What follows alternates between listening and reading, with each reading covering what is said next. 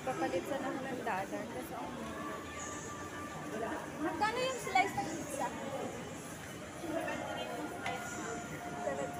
Sige, try. Sige. Hawaiian. Bumili pa akong pizza.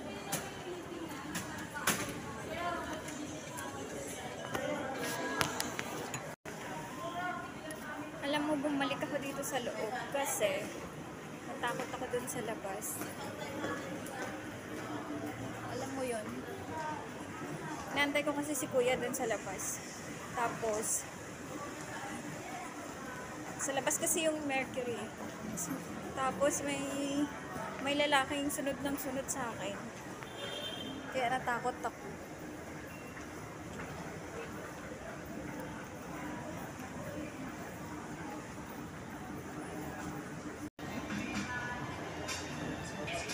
Bumalik ako dito sa loob kasi lumabas na ako kanina.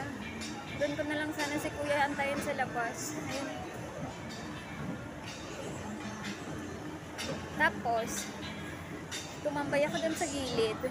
May lalaking lapit ng lapit. Tapos balik siya lang balik sa akin. Tapos tinitingnan ko siya. Hindi siya makapagsalita. Tapos atras ako.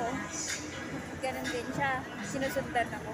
Sabi ko baka mamaya yung alam mo yung magkano, yung tatanungin ka magkano. Yung kinakatakutan ko, yung tanungin ka magkano. Naantay ko kasi si kuya dun sa labas ng Mercury sana. Kasi dito na lang, magantay na lang ako ng message niya. Ito na lang ako sa loob. Palit ako ng dollar. Yun nga lang, pagdating ko ng dollar, bumaba, 55.75 na lang. Nakaraan, 56.91 pa.